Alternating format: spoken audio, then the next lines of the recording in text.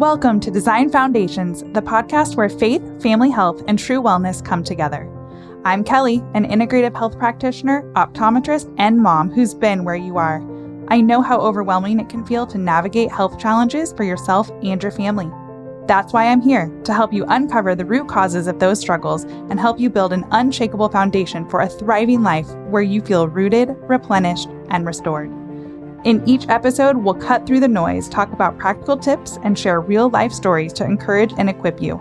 You've got what it takes to create lasting wellness. I'm just here to help you get there. Let's dive in. Welcome back to another week of Design Foundations. We have a very special guest joining us here. We have my friend, Natalie Black. Hi. I have been begging her to be on this podcast from before it even was a thing. I'd said, when I have a podcast, will you come on and talk about this with me and talk about that? And she gave me a hard no, but she must love me enough that here she is. I said I'm here. It will tell you how much I love and adore you. Because this is not for me. Well, I very much appreciate it. And one of the things I wanted to just come on and talk to you about, we have hashed out some of these conversations. I mean, this one in particular, going back years, honestly. I just think there is a value here just to the everyday mom who is living this. And this week we're going to be talking about, what does it mean to rest as a family? What does that look like defined by culture? What does it look like biblically? What are some of the ways that we have just flopped and failed?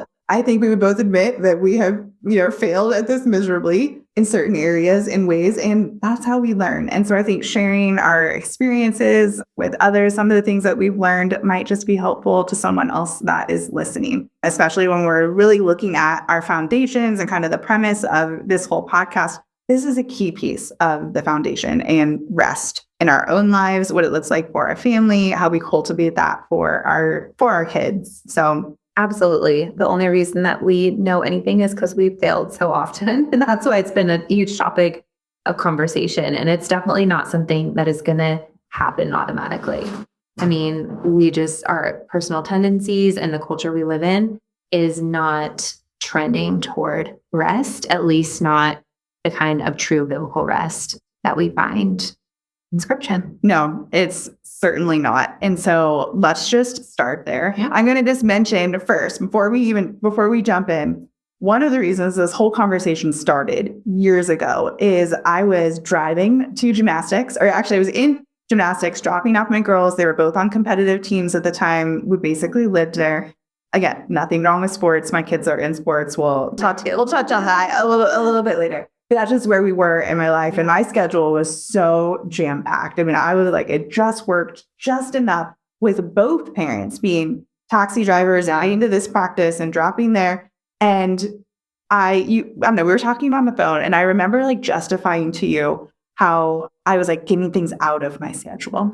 And looking back, it just makes me laugh because I was so jam-packed. I mean, I couldn't even see straight. And here I am like, well, we didn't go to this and we skipped this week to like make myself feel better or like a reason and justify like our schedule was fine. But I noticed that you started making small shifts in your family. And I could tell. And I was like, that looks a little different. And like, they seem like they have a little bit more time. And what are they doing over there? Just not now. I don't think I ever realized that. That's so funny. I know. I'm not sure I ever shared like to that detail. But then as we kind of opened the topic, everything we're going to talk about today kind of flooded out. Yes. So. And I think that's a huge part of it is just that small bit of awareness of let me actually evaluate this. Let me reflect and not just accept the water that I'm swimming in, which is going to be what all my friends look like or what the world is telling me and what social media is saying. I think it's really important to be aware of who we are interacting with, because that is how we're going to, like you said, justify and evaluate how we're living. And so it can be really helpful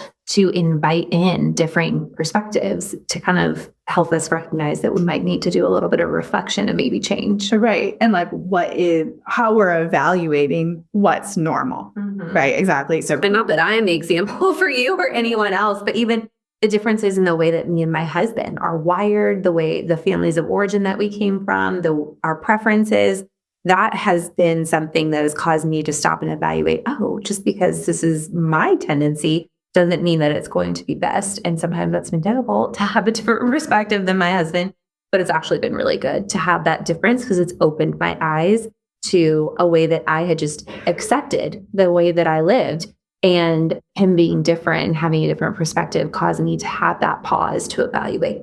Yes, I love this. And, my husband for a long time was pressing on me, like, I think our schedule's a little full, and giving me like those little nudges, but I just wasn't budging because I was so bent on like just productivity. And this is what we do and the schedule. So we're getting there. Yeah. But let's back up a little bit. I think it'd be really good to just define for our audience, like cultural rest versus biblical rest. Absolutely. So let's just start with culture because I think that's the easy one. Like how do we get caught up in like believing what cultural rest is? And that's going to be a nap, right? A Netflix binge, a social media scroll, mom's night out, or vacation. And none of those things are bad, and we do a lot of those things. But if we're putting all of our hope in those things to help us unplug and get a break and feel better, we're probably not going to feel much better. Yeah, I think about that. I don't know. There's like memes and stuff all over Instagram, but like if you need a vacation from your life, maybe you should reevaluate what your lifestyle looks like. And do you actually come back from vacation feeling that much more rested? Better? It lasts very long. I think most of us would argue with Tom Buddhist. You do not. Oh, we're past that stage now. But yes, okay. So cultural rest, we could say, is maybe like a numbing out. Right? Your escape. Yes. And I mean, avoiding escape. And of course, vacations, that one I could say we could kind of argue either way. But sure, all these things can be good. Okay. So then taking a break from that and like shifting our view, then we have to say like, so what is biblical rest? Yeah, and let God define it. And how is that different from what we would say is physical rest in some way? And I think ultimately what we're saying is we're finding soul refreshment. Biblical rest is finding soul refreshment, seeking rest in Him, through Him, because of who He is. He is, when we are weak, He is strong. And so our constant dependability, or I should say dependence on Him and seeking that out is where we're going to get that refreshment. It may not actually be in the physical. Yeah. And there's a piece of that. Of course, our bodies need physical rest. Jesus needed physical rest. So it's certainly a piece of it, but we have to look at the difference and where true rest comes from. Okay, so kind of using that as a launching pad and going in. For those of you listening, this is actually our second take because the first one, we, camera issues. Still behind the curtain. Still figuring out the podcast situation. So a few technical difficulties, but when we were talking a few minutes ago, you brought up, just share a little bit what you were saying about, there's just the story of creation, right? And Jesus, He created for 6 days and then He rested. Yeah, I think people when we're thinking about rest, we obviously go straight back to the creation story because that's where we see the first model that, the example that we're given of 6 days of working and then 1 day of rest, and the Sabbath, the idea of the Sabbath is introduced. And so we always go back there. But we have to keep that in balance with the fact that the work part was also good. And Adam and Eve were created to work. It was a part of their purpose from God before the fall and before sin. So work is good and rest is good. And God Himself modeled that for us. So we have to keep those things in appropriate balance. And I think what we see in our own lives, and maybe we individually have a tendency towards one end of the unbalance or another, or we kind of in different seasons go through different things, but some want to lean really hard on the work part and find our whole identity in work. And we just have a really difficult time ever pausing to rest and get that soul rest that you're talking about, where we can acknowledge that our worth and our identity is not tied up in what we're producing. And so we're able to rest. And then there might be others of us that are going to tend towards the rest and say, but rest is so good, I must rest, and use that more as an excuse and a justification for avoiding the work that we should be doing, which again is good and was designed by God for us to do. So we're going to go back to creation and to that model, and we're going to say, God, help us keep this in appropriate balance and not tend too much towards one side or the other. Yes, that's so good. So well said. And what we have to look at is in order to accomplish that, we have to be still. Yeah. And the world keeps us so busy. Culture can keep us so busy. If we're riding that wave, then we're just not. We're not taking the time to be still. So just from like practicality standpoint for women and the moms that are listening, let's talk about maybe some ways. What does that look like to be kind of like riding the wave of culture, to be filling our schedules? I think just reflectively is some good things to think about. There are things that I've done, even am doing currently, and I'm trying to weed out of my own schedule.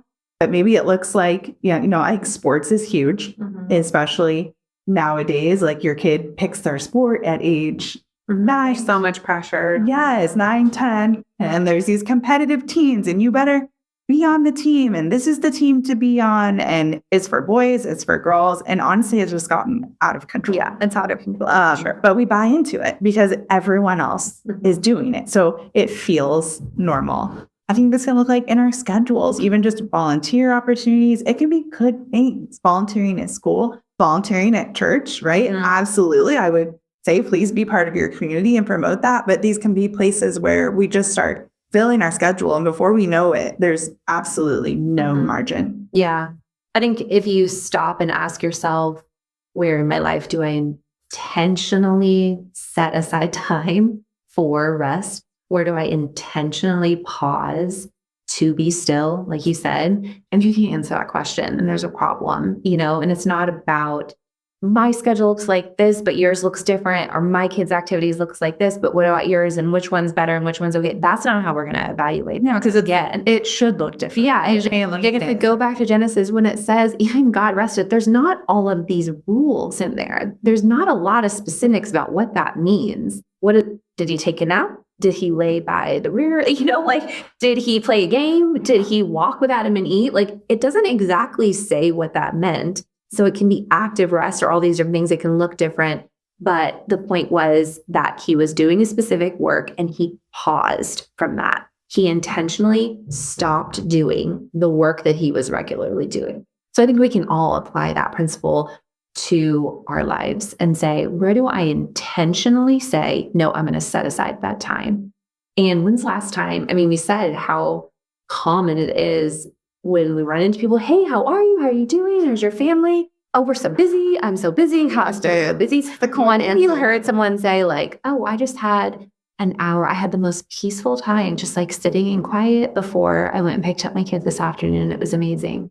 Or we carved out Sunday afternoon as a family, and it was just, we intentionally stopped all the things that we normally did, and we enjoyed one another, and it was so still, we were just still together. Okay, are you? But what's funny is I am laughing because it sounds ridiculous. I know, and that is insane. The opposite is normal. So to say we actually paused, we took time together, and yes, of course those times are happening, but I say most of us would say those are a little more few and far between, right? Where the norm is actually the go. So awareness, right? Yeah. So really stopping to even be aware of where are we at? Yeah. What is this working? Yeah. Is this what we want to model for our kids? How am I? Am I irritable? Yeah. That constant input that we have, I guess we actually didn't talk about this. Maybe I'll bring it up now, is that when we are talking about rest, it's going to look physical. There's a mental component, and then there's a spiritual component. Yeah. So with physical, I think that one's pretty self-explanatory, but mental, the constant input. I'm so guilty of this. Yes, me too. Of getting in a car, turning on a podcast on, going on a walk, turning music on, picking up the phone to call a friend, just the constant, or even listening to music while you're writing emails. There's multiple stimulants happening always. And when is there just that quiet and stillness? And again, there's always going to be things competing for our time, competing for our attention, telling us that they're good things. One of my phrases that I adopted years ago was a hard realization, but was, just because it's good doesn't mean it's good for me right now. And it was such a hard thing for me to accept at first. But there's always going to be a good podcast to listen to, a good book to read, a good Bible study to be a part of, a good team for our kids to participate in, or club or activity. We can justify all the time why these things are good. But again, if we're going to be intentional about following the model that God created for us and modeled for us himself, then we have to agree that part of it is intentionally carving out rest and a pause from what we normally do. So that means I'm going to intentionally not listen to podcasts right now, even though there's a ton of good ones, or I could be learning something, or I could be, improving in some way. It's okay. I'm entrusting this to the Lord, and I don't have to be getting this input to be valuable or producing something to be valuable. My kids aren't going to miss out because they miss that good thing. Sure, it's good, but they will be okay because we're going to do things the way that God has instructed us to. Yeah. Okay. Yes. I love that. And like such good info there. We could talk and camp out here, I think probably forever. So I'm going to move us along. And I was thinking about like this topic and bring it up. I think it's really good to bust open some of the lies that I had a lot of us just like walk around. And even if we're not consciously thinking about it, these are the thoughts that are kind of floating around for reasons that we can't rest or we justify why we can't. Mm-hmm. So the first being, thinking or saying, I always have to be doing something productive. And you kind of just let us hear because oh my gosh, that defined my identity for years. Me too. I mean, I lived here, honestly, up until about 5 or 6 years ago. Mm-hmm. My personality was just very achievement driven, which therefore productivity is a part of that. How others viewed that productivity. Mm-hmm. Oh, yeah. I think many of us can fall into a trap here with kids, like the productivity or achievement of our kids, right? So that what plays into that is always being on the right sports team, mm-hmm. or always being in the right group at school, or trying to get in with the right group of moms. It gets so deep. Yeah, and honestly, kind of I get twisted, but we can justify them as all good things. So ultimately, like our identity does not the truth is our identity does not come from any of those things. Our identity comes from being a child of God and being able to rest in that. There's so much freedom there. Like you're freed from all of those things. Mm-hmm. So just us believing and knowing that. And we don't always have to be productive. Like rest is actually a command from God. Yeah. Like rest. And I think that's one of those ones sometimes we just choose not to believe. Right. Yeah. Because our to-do list is more important, or we believe that like it's more important. Or if I don't get here's the next one. Like if I stop, right? If I don't get things done, everything's going to fall apart. Yeah. Yikes. Because that sounds really bad, but I thought that. And I think there's so much pride in that. And you're really just putting yourself in the place of God. Like really, life is going to fall apart. It's probably not true. It's most likely not true. And if things really would fall apart, then it's probably in an unhealthy place anyway and needs to be evaluated. Okay, so the truth is that basically what I'm saying is like, I'm in control. Mm-hmm. Like I'm in control. I'm above God here. God needs me to accomplish whatever his plan is. I mean, that's ultimately what I'm saying, which we would never just like voice that statement. But when we back up that statement of like, if I stop, everything will fall apart, that is the belief. Yeah, that's totally at the root that I'm standing on. So if we look at Colossians 1:17, it says, and he is before all things, and in him, all things hold together. Mm-hmm. All things. And not him. Not us to the big things or the things that I feel like are out of my control. And so I need to let the Lord handle those. But like our family schedule, our meal plan. It sounds ridiculous. So it sounds, even to me saying that, I'm like, oh, God's not in charge of that. Like he's in charge of all things. And yeah, for the listener, whatever they're thinking of right now, like of that thing, there's no way he could pull that from our schedule or say no to that or drop the ball in that area. Otherwise, whatever would happen. Things would fall apart, like you said. Then we all have an area where we can relate to and realize how tightly we're clinging to that. Yeah. I mean, yeah, I think of so many things that I didn't care that one maybe, but we can all think of at least one, probably several. And it's an area where we need to surrender and correct our thinking so it aligns with the truth of that verse that you just read, that there's nothing we can or cannot do that is going to thwart God's sovereign plan and his will. He's in control. We have a responsibility to work and to rest, because that is his good design. But beyond that, we're not going to do it perfectly, and we can't mess up his plan. Right. And in order to do that, I need to be able to to seek stillness. It has to be time in my schedule that I even know what the word says about that, right? I can't measure up against something. I can't, like, if I don't even know what God says about that, then I'm going to create my own rules, right? Or own belief system or justifications and run with those. And then I can justify all the things that I think I should be in control of. So it's important. And that kind of feeds into the next one, is that rest means numbing out.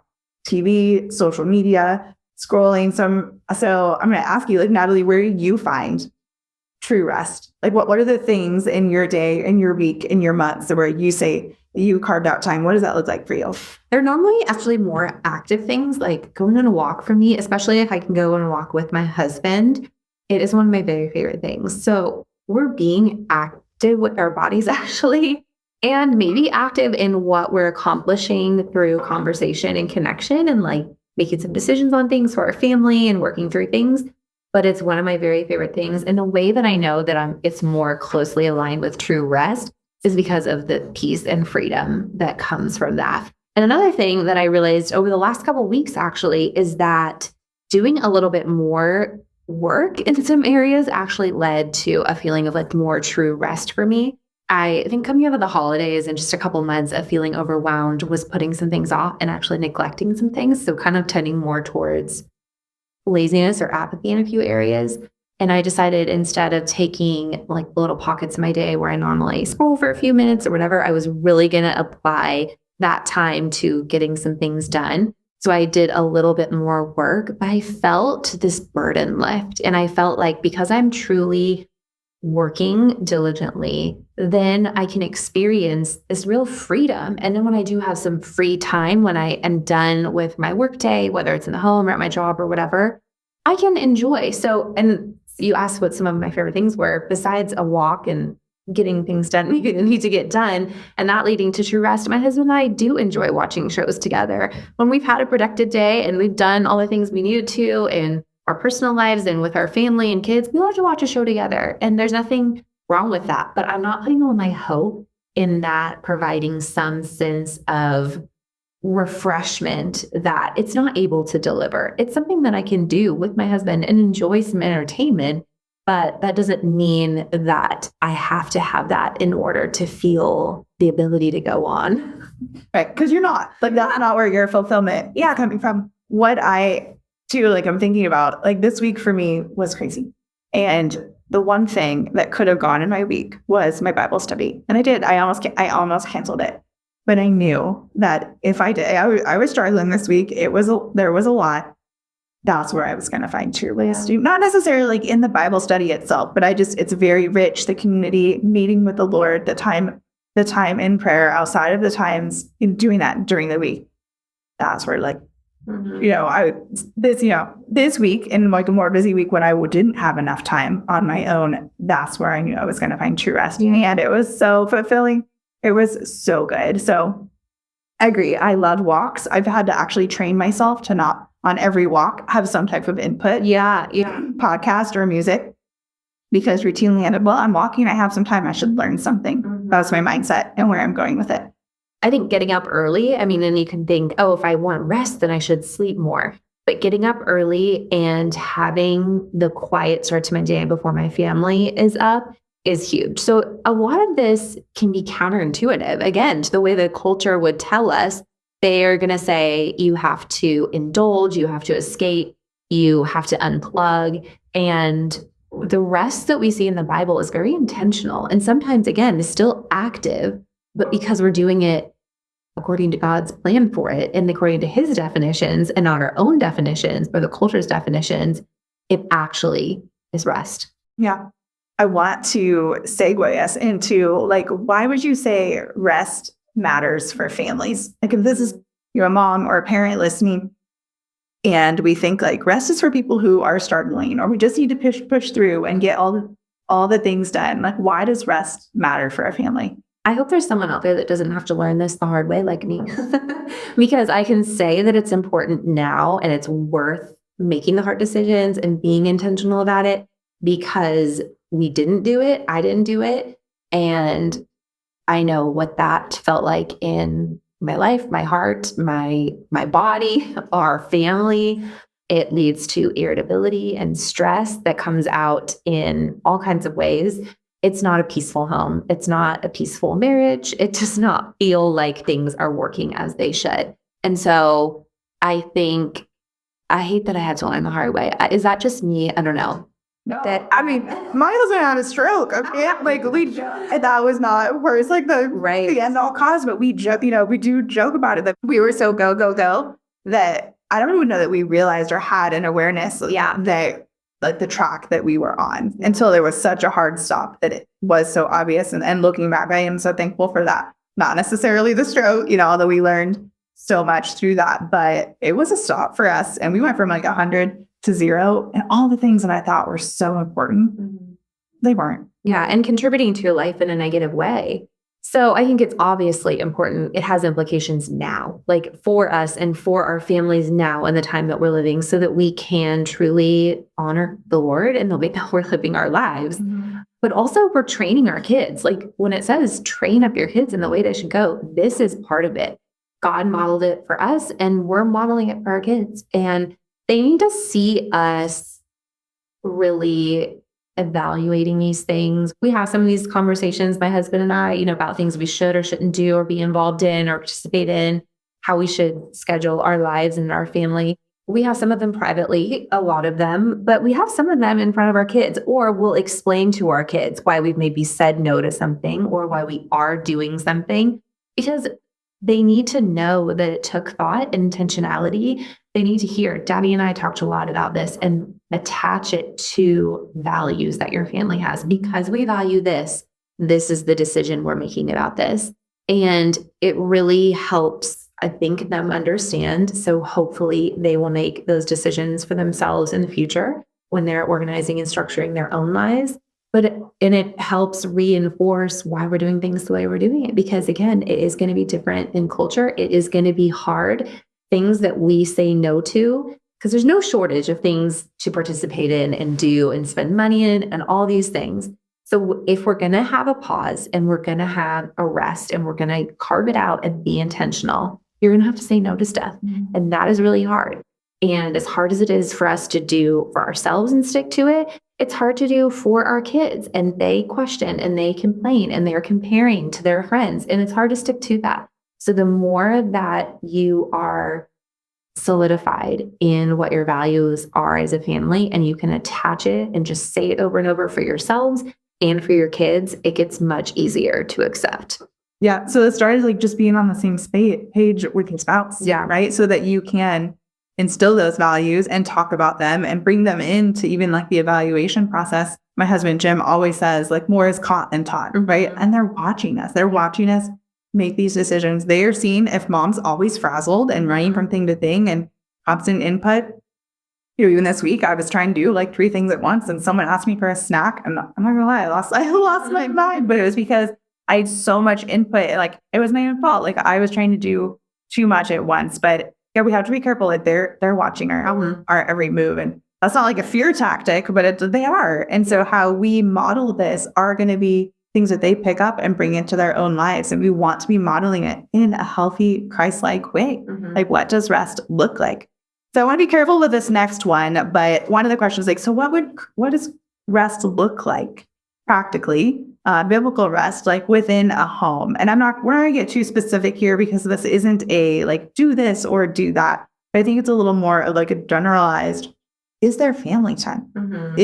Is there time that all members of the household are home together at the same time, participating in conversation? Is that space even in the schedule to have that time of connection, intentional conversation? What that looks like for you and your family as far as like scripture or prayer or devotions is going to look different for everyone. I know for a long time, I felt like that had to look a certain way and kind of hold us to this like standards of another family. And it was comical. Like we were doing devotions, my kids were bowling on the ground and, like fighting. That's just it's this whole like expectation that's just so not necessary. That looks different. And I was able to like release that and move on. But that looks different for everybody. But are we protecting the time in our schedule? Simple togetherness, rest from productivity culture, right? Whether that's for a kid, maybe like sports or some type of thing that they're working on or project at school or whatever it is. And then for ourselves, are they able to see us stop? Are they able to see you get off your phone, right? Scrolling? Yeah, I'm less about, and I'm really just personally averse to rigidity. And like, there's one way to do something. So I think it really isn't about so much as what exactly our family is doing, because we have personal preferences. And again, there's not a lot of rigidity in what we see in God's example. It just says he rested. So there's a lot of freedom there. And we have different interests and personalities and tendencies. So what is rest for me and my family is going to look different than for another family. And that's why some families might say it's every Friday night, pizza and board games. For some, it's going and hiking together. Like, you're going to get a huge variation. For some, it's the family dinner. We are busy all afternoon with sports, but I realized we have breakfast together. Our family is all actually up and sitting down for breakfast and talking. So there can be so much freedom in it. But if you can't say an example of, this is when we intentionally have time together as a family regularly, this is something we said no to recently in order to protect that time. Like, if you don't have examples of that, then there's something that needs to be said. You might need to be. So I think it's less about exactly what you're doing, but are you being intentional about the time and about about the rest and pausing things you normally do to be intentional about rest time, whatever that might look like for your family. Yeah.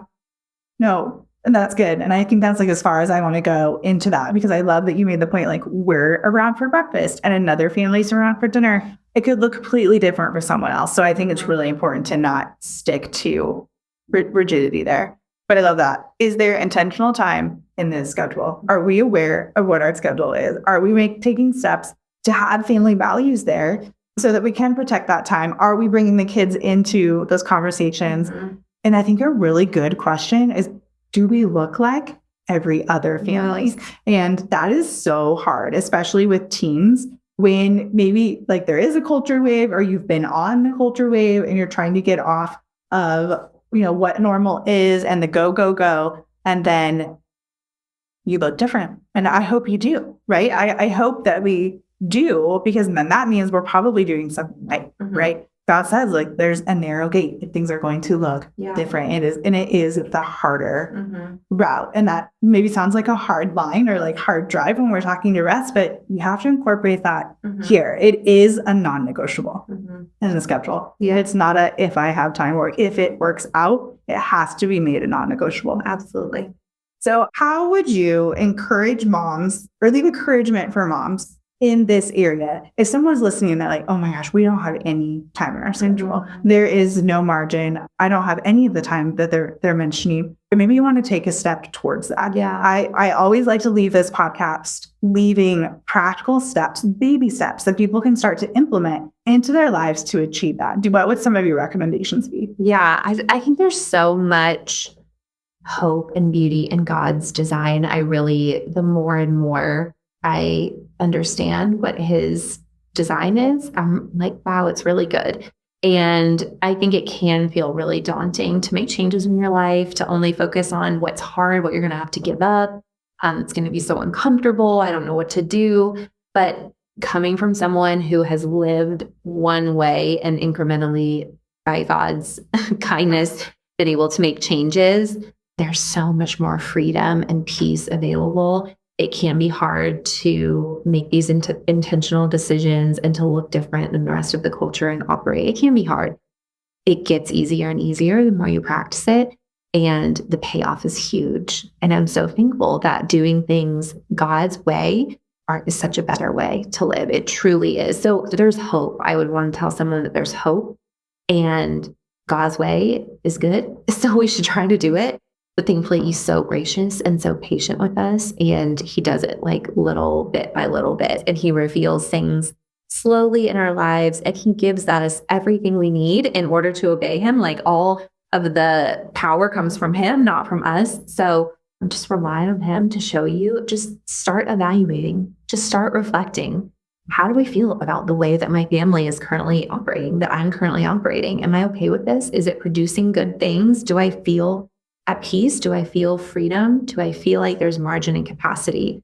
And if the answers are no, then just start thinking of one area that's small where you could change. Just start there. And make a small adjustment.